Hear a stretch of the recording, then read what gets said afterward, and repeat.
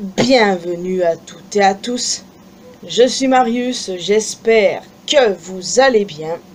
Alors bien évidemment, je vous retrouve pour vous parler du dernier PLE de la WWE Night of Champions. Un show qui s'est encore fait descendre en flèche alors qu'il était globalement bon. Les gens en ont marre de l'overbooking, mais parfois ça fait pas de mal, on est d'accord. Je veux dire, du moment que tu kiffes c'est très bien, si d'autres kiffent pas c'est leur problème. Mais à force, on a l'impression que les gens ils aiment rien. C'est quand même une dinguerie. Chacun a le droit d'avoir son avis, il y a zéro problème avec ça. Chaque personne a droit d'avoir son propre avis. Mais à force, il y a beaucoup de mauvaise foi et t'as l'impression qu'ils n'aiment rien du tout et qu'ils veulent juste critiquer pour critiquer parce que c'est devenu normal de critiquer la WWE. Ouais, c'est devenu la norme ces temps-ci. Allez savoir pourquoi. Enfin, je vais vous parler de ce show que j'ai trouvé évidemment plutôt bon. En fait, j'ai aimé du début jusqu'à la fin, même s'il y a effectivement un match que j'ai moins aimé que les autres, enfin bon voilà. Donc, on va rentrer dans le vif du sujet et commencer par parler du premier match, la finale du tournoi King of the Ring, Cody Rhodes contre Randy Orton. Je ne pense pas me tromper en disant que c'est le meilleur match du show. Alors, zéro surprise concernant le vainqueur, hein. Cody a battu Randy de la manière la plus sournoise possible. Il est vrai que récemment Cody a teasé son heel turn dans le futur. Donc ça se rapproche de plus en plus. Pas maintenant forcément, mais ça ce sont des éléments qui pointent dans ce sens. Et quand il va être en mode Homelander, ça va être incroyable. Car Cody en heel est incroyable, croyez-moi quand je vous le dis.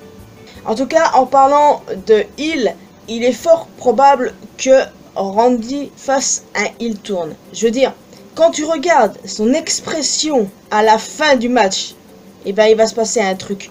Parce que ça fait 2 fois qu'il perd le King of the Ring d'affilée. Et je peux comprendre que ça passe pas. Alors, est-ce qu'il va effectuer un heel turn? Franchement, je sais pas. J'ai hâte du jour où il fera enfin un punt kick. En tout cas, Cody est le King of the Ring. Nous allons à nouveau avoir un Cody John Cena. Ça n'emballe pas beaucoup de gens. Il peut se passer des trucs entre temps. Je ne sais pas comment ça va se passer. Car si c'est bien 1 contre 1 à SummerSlam, du coup, Cody va récupérer le titre, c'est assez évident. Je ne suis pas contre.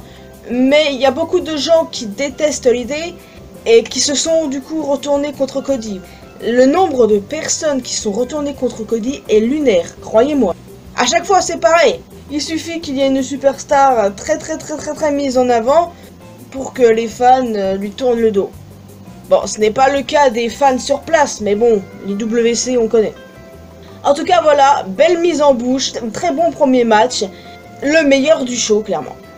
Le match suivant, le street fight entre Raquel Rodriguez et Rhea Ripley, était une agréable surprise, vraiment. Elles nous ont livré un banger.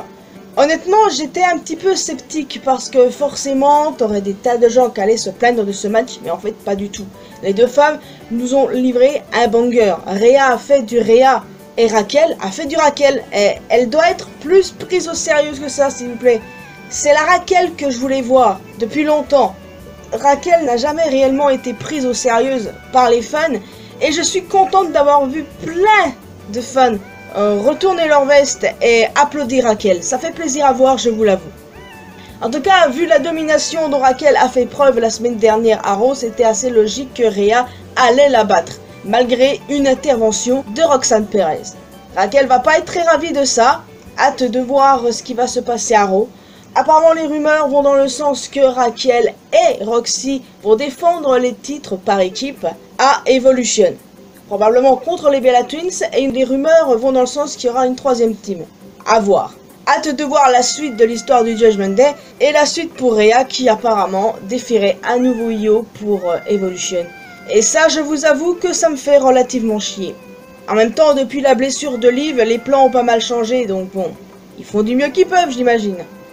Donc voilà, bon 2e match, j'ai adoré ce street fight, c'était incroyable. Bravo aux 2 femmes. En plus de ce que je me souviens, à chaque fois que Raquel et Rhea s'affrontaient, c'était globalement de bons matchs. Alors, bon, je ne vois pas pourquoi j'étais aussi sceptique que ça. Le match suivant que j'attendais avec impatience, Karrion Kross contre Sami Zayn. Victoire de Sami Zayn amplement logique. Après tout, en Arabie Saoudite, Sami ne pouvait pas perdre. En fait, Night of Champions, c'est littéralement le PLE où peu importe qui gagnait tel ou tel match, ça m'allait. Genre, si Randy avait gagné à la place de Cody, ça m'aurait totalement allé. Pareil pour Raquel, enfin, bon, voyez. Alors, le match, je l'ai trouvé vraiment très cool. Ça fait des mois et des mois que je passe mon temps à me battre contre les WC pour leur faire comprendre que Karrion Kross n'est pas nul. Non, il n'est pas nul. Il a juste un style de catch qui n'est pas adapté pour tout le monde. Que les choses soient claires. Ceux qui l'ont connu à la TNA, à la Lucha Underground ou qui l'ont vu à son prime à NXT savent exactement de quoi je parle. Dire l'inverse, c'est faire preuve de mauvaise foi. En fait. Alors oui, c'est pas le meilleur, mais il n'est pas nul. Et puis les rumeurs qui sont sorties comme quoi il était incapable de prendre des bumps, qu'il n'aimait pas en prendre, etc. Combien il a fait de bumps? Ouais, il en a fait pas mal hein, durant ce match. Comme par hasard, ce genre de rumeur qui sort au moment où il a un match en PLE. Bravo les WC, bravo les journalistes de merde qui veulent le dénigrer de toutes les manières possibles. Bravo, je vais pas m'arrêter de me battre pour lui, moi, voyons donc. Parce qu'il ne mérite pas qu'on s'en prenne à lui, et il mérite un push. Les réactions qu'il a, c'est pour une raison. Et quand il va gagner un titre, bien sûr, il faut qu'il re-signe avant, mais bref, quand il va gagner un titre, moi je vais être là en mode « Ah, j'espère que vous chialez !» Ah, mais vous pouvez être sûr que le moment où il va gagner un titre, je vais pas arrêter d'emmerder ces ploucs de l'IWC. Tous ces espèces de crétins qui trouvent le moyen de venir me faire chier quand je parle de Kross. À chaque fois que je parle de lui, t'as toujours une bande d'abrutis qui vient « Il est nul !» Vous êtes pas prêts. Ok, donc voilà, j'ai apprécié ce match. Pas le meilleur du show, évidemment, mais j'ai beaucoup aimé. Maintenant, j'ai hâte de voir là, ce qui est prévu ensuite pour Karrion. Le match suivant pour le titre des États-Unis, Jacob Fatu contre Solo Sikoa. Alors, je me suis dit, Jacob qui conserve, ça me paraît logique pour le coup, mais Solo, s'il le bat, c'est pas le scandale du siècle. J'avais prono Jacob et après je me suis mis à réfléchir. Et s'il y avait une intervention? Forcément oui, JC Matteo, mais une autre intervention. Les rumeurs évoquaient les débuts incessamment sous peu de Hikuleo, et c'est ce qui s'est passé. Mais il y a également eu le retour de Tanga Loa. Alors, JC Matteo, Tanga Loa et Hikuleo, alias Talatonga, ouais, originaux les noms mais bref, sont tous les trois intervenus en faveur de Solo, ce qui a fait que Solo l'a remporté sur Jacob. Et pour moi, ça, c'est une agréable surprise, vraiment. J'aime beaucoup Solo, je crois même être l'une des rares à l'apprécier, et honnêtement, il a fait un taf incroyable l'année dernière, en début d'année. Non, mais pour moi, c'est mérité. Le seul titre qu'il avait gagné jusqu'à présent, c'était le titre North American. Et encore, il lui a été retiré ensuite. Là, par contre, les gars, j'aime ce que je vois. Certains vont dire, mais le catch est mort. Genre, ça fait comme si Solo était nul. Même histoire que Karrion, du coup. Non, Solo est pas nul. Vous avez le mot nul, nullard, très facile dans la gueule, hein. Si vous étiez sur un ring, vous seriez en PLS. Donc non, c'est vraiment une agréable surprise, et le fait que Hikuleo et Tonga Loa soient de retour, on n'attend plus que Tama Tonga, maintenant, ça me fait penser, mais Jacob il est tout seul maintenant. Qu'est-ce qui va se passer? Est-ce que les Usos vont se reformer pour lui prêter main forte? Bah en vrai il y a grand moyen, puisque Jimmy et Jacob ils se sont alliés si je puis dire, donc il y a moyen. C'est dommage parce que la division par équipe de Raw aurait grave besoin des Usos, hein. Quand tu vois l'état de la division par équipe de Raw et celui de la division par équipe de SmackDown, bah il y a une légère différence. Hein. Celle de SmackDown éclate celle de Raw. Je me pose vraiment des questions sur ce qui va se passer ensuite, parce qu'en admettant que Tama Tonga, quand il reviendra, prenne le parti de Solo, je vois pas les choses autrement pour le coup. Alors, ça voudrait dire qu'il va devoir avoir 4 personnes pour s'allier avec Jacob. Mais qui? Oui, les Usos, on va les compter. Lance Anoa'i, qui a signé avec la WWE depuis quelques temps déjà, donc pourquoi pas. Et d'autres pensaient à Zilla Fatu, ce qui est cohérent aussi. Où il y a encore un des membres de OTM sur Twitter qui a dit à Jacob, bro, on est là si t'as besoin. En vrai, la gueule du trio, ça peut être dingue. Parce qu'OTM est une très bonne équipe, ils sont très bons sur le ring. Et avec Jacob, ça pourrait faire un truc intéressant, j'avoue. OTM dans le main roster, je sais pas s'ils sont prêts. Et je dis pas non quand même au trio. Donc voilà, il y a les gens qui râlent une énième fois parce que l'histoire de la Bloodline n'a aucune fin. À ce stade, je ne pense pas qu'on puisse appeler ce clan Bloodline. On va dire que c'est la nouvelle Bloodline. Enfin, je sais pas. Je pense pas qu'on puisse les qualifier de Bloodline pour le coup. En tout cas, j'espère que Solo va avoir un bon règne. Parce que jusqu'à présent, quel champion des États-Unis a eu un bon règne? Le premier règne d'LA Knight, c'était pas mal. Le match suivant, la finale du Queen of the Ring, Asuka contre Jade Cargill.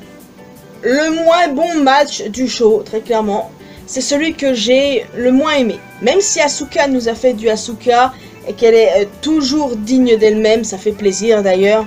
Et Jade qui s'est nettement améliorée, dire l'inverse ce serait mentir, mais c'est pas encore totalement ça qui est ça, vous voyez. Elle s'est nettement améliorée, je continuerai de le dire, mais il faut qu'elle continue davantage parce que du coup, à SummerSlam, elle va devoir affronter l'une des championnes, probablement Tiffany. Donc, il va falloir qu'elle s'entraîne davantage pour nous livrer un bon match. Et aussi qu'on arrête de la critiquer parce que ça me fait quand même pas mal de peine pour elle. Et ce qui me fait de la peine, c'est qu'elle a été pas mal huée aussi également par les fans. Après, je leur en veux pas, ils étaient du côté de Asuka, je peux comprendre. Moi, j'étais du côté de Asuka aussi, même si j'avais prono Jade. Donc, Jade est la Queen of the Ring et j'ai déjà le scénario parfait en tête pour SummerSlam. Jade qui bat Tiffany, puis cash-in réussi de Naomi. J'ai la vision. Donc oui, c'est clairement le match que j'ai moins préféré et malheureusement, il était plutôt court. J'aurais bien aimé qu'il soit plus long. Enfin bon. Et enfin, parlons du main event pour le titre Undisputed, John Cena contre CM Punk. Ça m'a rendu autant nostalgique que le John Cena Randy Orton à Backlash. Extrêmement nostalgique. Et le match était pas dégueu en soi. Peut-être pas exceptionnel, mais pas dégueu. Et surtout, quand je vous parlais d'overbooking, et ben oui, on a eu de l'overbooking, on a eu des interventions, évidemment. L'arrivée notamment de Seth Rollins. Il est arrivé avec son clan pour tenter de cash-in. Et je me suis dit, bah c'était sûr qu'il allait intervenir d'une manière ou d'une autre. Mais le truc, les amis, le truc, c'est qu'il y a eu des gens pour empêcher le catch-in de s'effectuer et qui sont venus s'en prendre à Bronson Reed et Bron Breakker. On a eu Penta, qui a fait bien sûr la diva en arrivant, et Sami Zayn également. Alors, tout ça, tout ce qui s'est passé, Rollins qui tente de cash-in, Penta, Sami Zayn, tout le monde qui se tabasse ensuite. Oui, on appelle ça de l'overbooking. Et croyez bien qu'à l'époque de Vince, en dernier, quand il y avait de l'overbooking, c'était abusé. L'overbooking était abusé. Là, par contre, je ne vois pas où est le problème.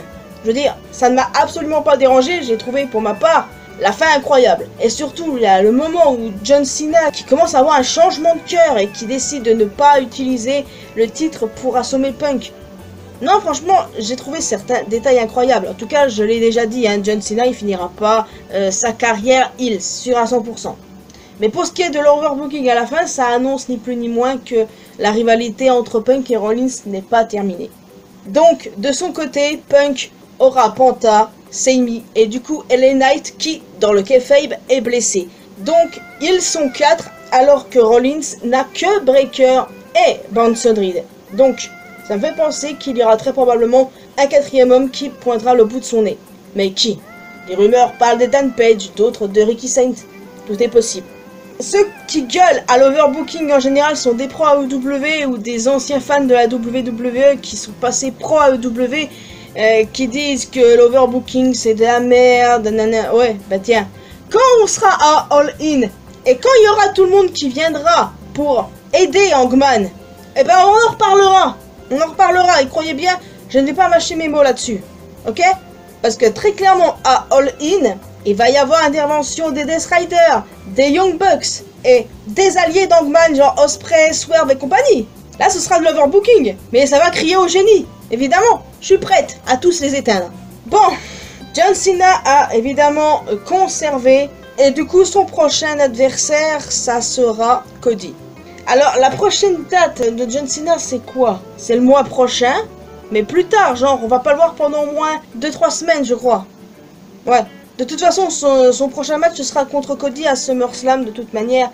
Je vais donc vous laisser ici les amis. J'espère que vous avez apprécié cette vidéo. Ne m'en voulez pas si j'étais un petit peu incohérente sur certains trucs. C'est parce qu'à cause de cette chaleur, j'ai beaucoup de difficultés à dormir et j'ai pas beaucoup dormi, donc c'est compliqué, vraiment compliqué. Donc voilà, laissez-moi un commentaire en me disant quel a été votre match préféré, qu'est-ce que vous avez pensé de ce show. Est-ce que vous en avez marre de l'overbooking ou non, ou si pour vous ça allait encore. Pour moi ça allait, hein, on n'était pas comme de l'overbooking indigeste comme sous Vince. Donc en plus d'un commentaire, n'hésitez pas à laisser un petit pouce bleu, ça fait toujours plaisir. Vous pouvez me retrouver sur mes réseaux sociaux, les liens sont bien évidemment dans la description. Et le plus important, abonnez-vous à cette chaîne ainsi qu'à ma chaîne principale pour qu'on puisse se retrouver dans une prochaine vidéo. Et n'oubliez pas d'activer la cloche notification bien sûr. Bye bye.